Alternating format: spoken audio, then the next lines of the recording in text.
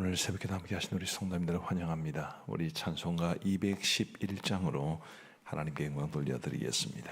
211장입니다.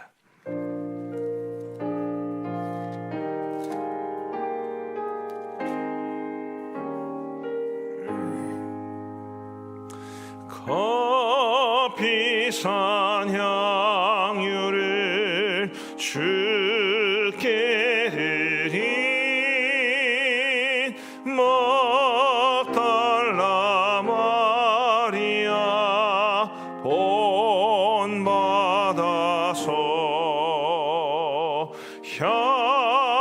향기로운 산재물 주님께 바치니 사랑해 주네 주님께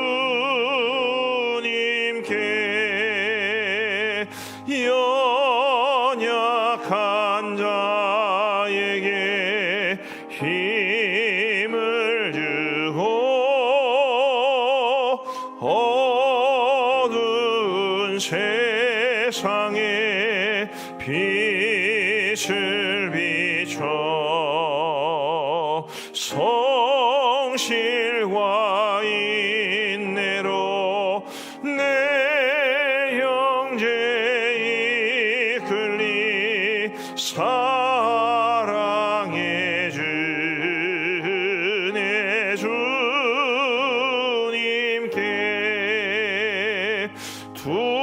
두려운 마음에 소망 주고 슬픔에 쌓인 자 위로하며 길 잃은 자 친절히 이끌리 사랑해 주네 주님께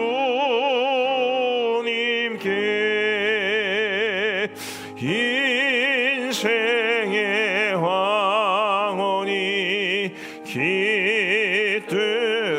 깃들어서 이 땅의 수고가 끝날 때에 주님을 섬기다 평안히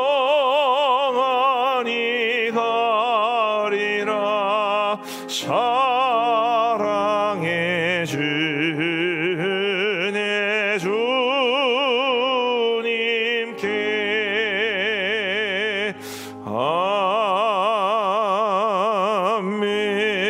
아멘. 하나님께서 오늘 우리에게 주시는 말씀은 잠언 31장 말씀입니다. 잠언 31장 1절부터 9절까지의 말씀을 우리 교독하시겠습니다.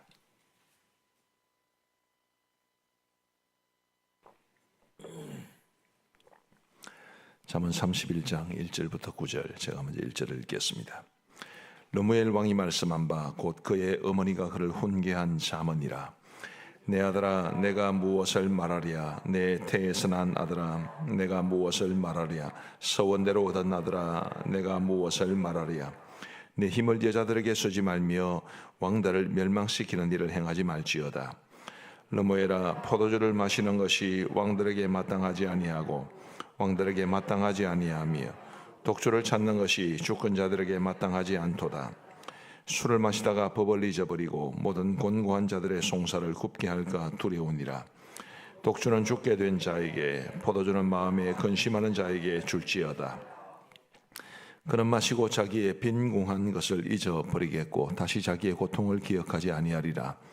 너는 말 못하는 자와 모든 고독한 자의 송사를 위하여 입을 열지니라. 같이 읽겠습니다. 너는 입을 열어 공의로 재판하며 곤고한 자와 궁핍한 자를 신원할지니라. 아멘. 오늘 본문 1절은 이렇게 말합니다. 르무엘 왕이 말씀한 바 곧 그의 어머니가 그를 훈계한 잠언이라. 이 러무엘 왕이 누구인지를 잘 모릅니다. 성경에 딱 여기서만 나오는 인물이고요. 뭐 어떤 사람은 솔로몬 왕을 가리킨다 이렇게 말을 하기도 하고, 또 어떤 사람은 그렇지 않다고 주장하는 사람들도 있습니다. 그런데 이 사람이 누구인가라는 것보다 더 중요한 것은 왕의 어머니가 이미 왕이 된 아들에게 훈계를 했다라는 것이 중요합니다. 요즘 우리 사회에는 어른들의 말에 별로 귀를 기울이지 않는 그런 시대가 되었지요. 부모님의 말씀에는 귀를 기울이지 않고 친구들의 말에는 귀를 잘 기울이고, 또 부모님의 말씀에는 귀를 기울이지 않는데 인터넷 소리에는 굉장히 민감하고 그렇습니다. 혹시 여러분 네스방이라고 들어보셨습니까? 네이버에 물어보는 걸 네스방한테 물어본다 그렇게 이야기하더라고요. 한 사회가 대가 거듭될수록 풍성해지려면 앞선 세대의 지혜나 깨달음, 경험을 통해서 얻은 것들, 또 신앙, 이런 것들이 다음 세대에 잘 물려져야 합니다. 그러면서 그것이 이제 쌓이고 쌓이면서 그 사회에 눈에 보이지 않는 굉장히 중요한 자산이 될 수 있는데, 지금 우리 사회에 대해서 좀 걱정스러운 것은 이 앞선 세대가 가지고 있는 이런 경험을 통해서 얻은 지혜나 깨달음이나 신앙이나 이런 것이 자녀들에게 잘 물려지지 않을 것 같은 좀 그런 걱정이 많습니다. 자녀들이 부모님의 말에 귀를 기울이지 않는 것을 단지 자녀들 탓으로만 돌릴 수는 없다고 생각을 합니다. 우리 부모님들도 자녀들이 좀 알아들을 수 있도록, 받아들일 수 있도록 지혜롭게 말을 하는 것이 필요하지요. 예를 들면 아주 인격적 관계 속에서 진심이 담긴 말을 전해 주려는 노력이 필요합니다. 부모들에게는 그런 노력이 필요하고, 자녀들은 그런 부모님의 말씀에 귀를 기울이면서 이 대가 흘러갈수록 더 풍성해지는 우리의 가정, 우리의 교회, 우리의 사회가 되면 얼마나 좋겠는가라는 생각을 해보게 됩니다. 자, 그러면 르무엘 왕의 어머니는 아들 르무엘 왕에게 뭘 말했을까요? 3절 말씀을 한번 보시면 좋겠습니다. 내 힘을 여자들에게 쓰지 말며 왕들을 멸망시키는 일을 행하지 말지어다. 자, 두 가지가 나옵니다. 내 힘을 여자들에게 쓰지 말며. 고대의 왕들은 동서를 막론하고 굉장히 많은 처와 첩들을 두었습니다. 이제 그런 일들을 하지 말아라 라는 것인데, 요즘식으로 적용을 하면은 이렇게 말할 수 있을 겁니다. 성적으로 방종하지 말아라. 그 다음에 또 하나는, 왕이 많은 여자들을 거느릴 수 있었던 것은 그들에게 힘이 있었기 때문인데, 자신에게 주어진 힘이나 지위나 권력을 사사로이 사용하지 말아라. 그렇게 요약하고 우리에게 적용할 수 있을 겁니다. 지금 우리 시대에는 뭐 왕은 없습니다만은 이제 영적 지도자의 위치에 있는 분들이 계시지요. 목회자들이든지 장로님들이든지 목자나 교사든지 이런 영적 지도자의 위치에 있는 분들에게 굉장히 의미 있게 다가올 수 있는 말씀입니다. 성적으로 방탕하지 않도록 조심해야 되고, 우리에게 주어진 힘이나 권력이나 지위를 남용하지 말아야 되는. 그리고 이제 3절 하반절에 보시면 왕들을 멸망시키는 일을 행하지 말지어다 이렇게 말하고 있는데, 정복행위를 하지 말라는 뜻입니다.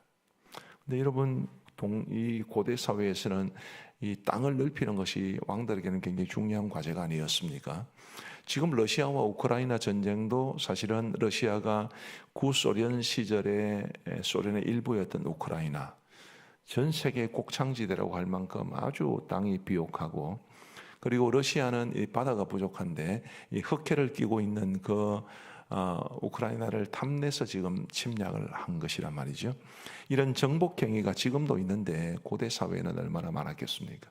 그런데 르무엘 왕은 말하기를 왕들을 멸망시키는 일을 행하지 말지어다 이렇게 말하고 있습니다. 뭘 말하는 것일까요? 이 고대의 왕들이 정복 행위를 통해서 주변의 작은 민족들을 점령하고, 그리고 또 왕들을 멸망시키고 하는 이런 일들은 주로 자신의 업적이나 명예를 위한 것이었습니다. 굉장히 광대한 땅을 차지해서 내가 이만큼 위대한 왕이다 라는 것을 과시하는 것이었기 때문에 지금 이 르무엘 왕의 어머니가 아들에게 준 말을 요즘식으로 적용하면 우리에게 주어진 그 직분을 이용해서 자신의 명예나 업적을 자랑하지 말아라. 그렇게 말할 수 있을 겁니다. 그리고 이 3절, 이제 여자들에게 힘을 쓰지 말아라, 왕들을 멸망시키는 일을 행하지 말아라 라는 말의 배후에는 하나님께서 너에게 맡기신 백성들을 잘 다스리라, 그 말이, 그 의미가 숨겨져 있습니다. 오늘 우리의 영적 지도자들에게는 굉장히 의미 있는 표현이지요. 우리도 우리 하나님께서 우리에게 맡기신 사람들을 소중히 여기는 것보다 더 중요한 일은 없습니다. 그런데 그런 일보다는 자신의 힘과 지위를 악용하고 명예를 높이고 업적을 추구하려고 하고 이런 일들을 하지 말아야 된다는 것을 우리가 배우게 되는데, 우리 지도자의 위치에 있는 분들은 이 말씀을 좀 무겁게 받아들이시고, 르무엘 왕의 어머니가 해준 말이지만은 이게 성경에 기록되었기 때문에 하나님의 말씀입니다. 하나님의 뜻이지요. 그 뜻을 잘 받들 수 있는 우리 모두가 되기를 간절히 바랍니다.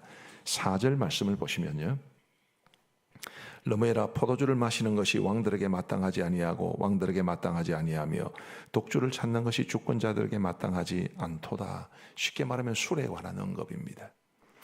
우리 한국 교회는 이 금주 그리고 금연이라는 이 정책을 한국 교회 초창기부터 채택을 했습니다. 혹시 여러분 이 금주 금연이 왜 우리 한국 교회의 전통이 된지 혹시 아십니까? 사실은 전 세계적으로 보면 술 마시는 그리스도인들과 목사들이 훨씬 많습니다. 우리가 이제 개혁주의 신앙을 가지고 있다 이렇게 이야기를 하는데, 전 세계 개혁주의 신학자들의 이 모임이 ICRC라는 게 있습니다.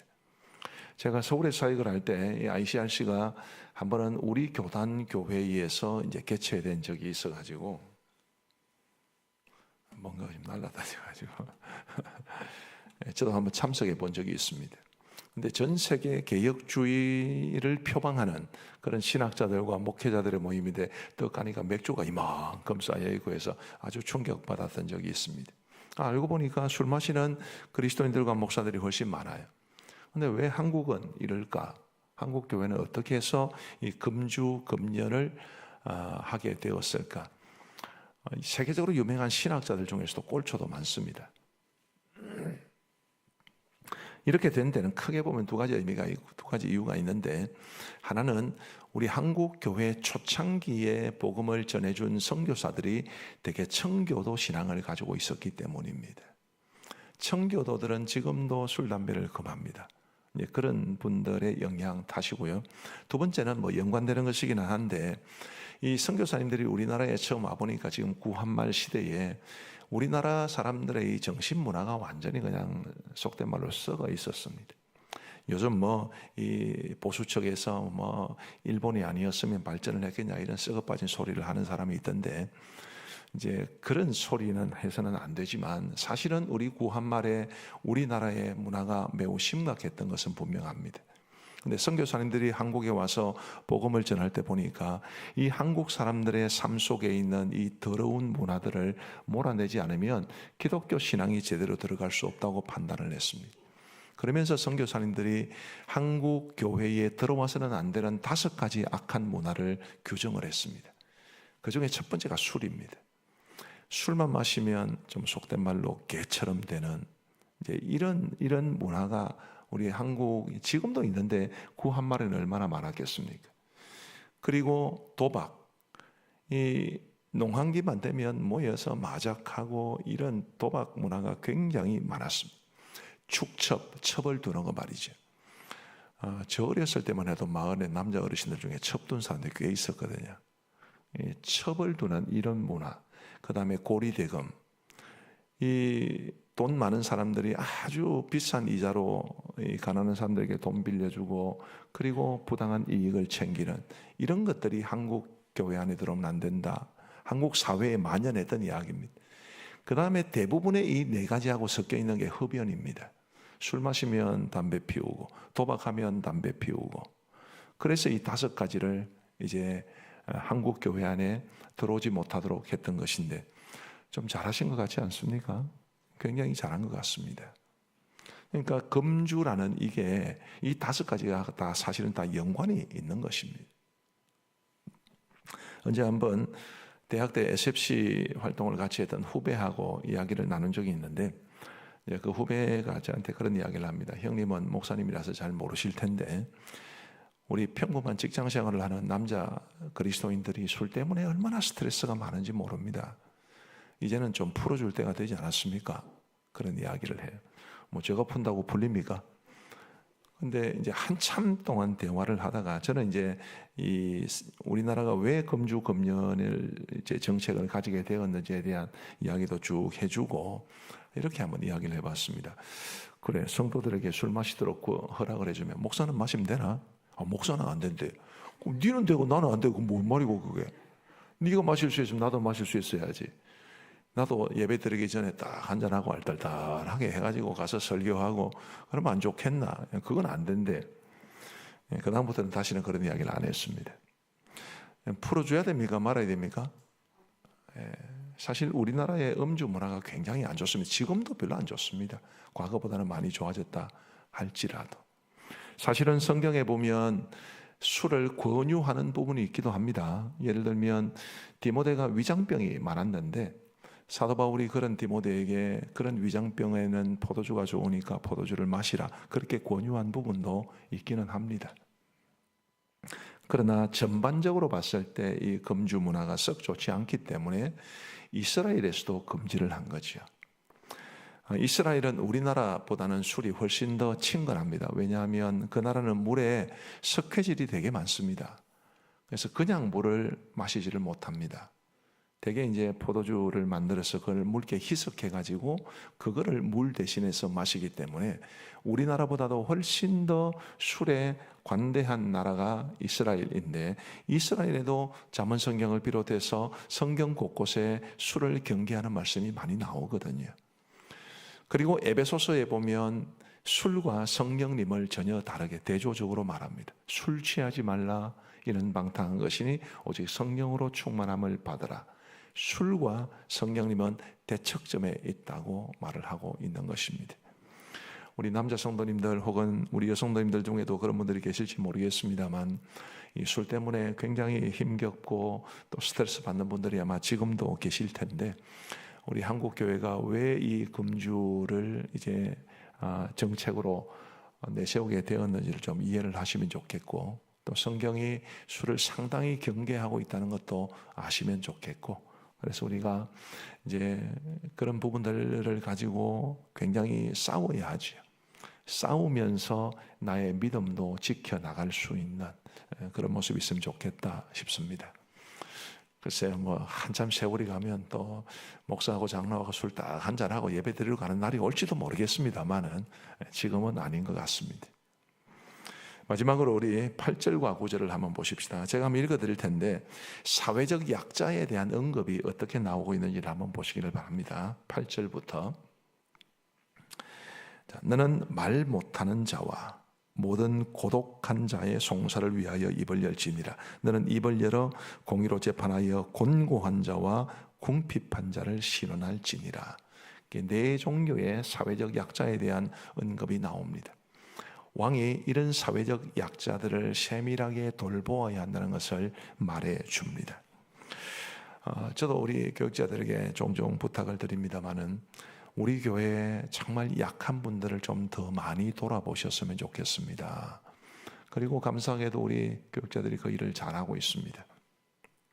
교회는 우리 모든 이제 특별히 지도자의 직분에 있는 분들에게는 이 약자들을 돌봐야 하는 책임이 있는 거죠. 그래서 이 사회적 약자가 필요로 하는 모든 것들을 다 채워줄 수는 없지만, 예를 들면 병들었다 해서 병을 낫게 하고 돈이 없다 해서 돈을 주고 그럴 수는 없지만, 어쨌든 사회적인 약자들을 위로해주고 그들이 주님의 은혜 가운데 이 삶의 용기를 얻고 위로와 격려를 받을 수 있게 하는 게 교회의 역할이고, 그게 우리 영적 지도자에게 주어진 책임이 아니겠는가 싶습니다. 우리 교회는 좀 가난하고 힘들고 한 분들이 찾아와서 위로를 받을 수 있는 그런 곳이 될 수 있기를 간절히 바랍니다. 우리 기도하겠습니다. 우리 하나님 아버지 감사합니다. 이 화요일 아침에 저희들에게 또 새 하루를 허락해 주신 것 감사합니다. 생명이 있고 건강이 있기 때문에 눈을 뜬 것이고 믿음이 있기 때문에 우리 주님 앞에 새벽제단 쌓게 된 줄로 믿습니다. 하나님이 주신 이 생명, 건강 그리고 믿음 정말 소중히 여기며 우리 하나님 기뻐하시는 아름다운 삶을 살아갈 수 있는 우리 모두가 되게 하여 주옵소서. 오늘 말씀을 통해서 우리에게 소중한 교훈을 주시니 감사합니다.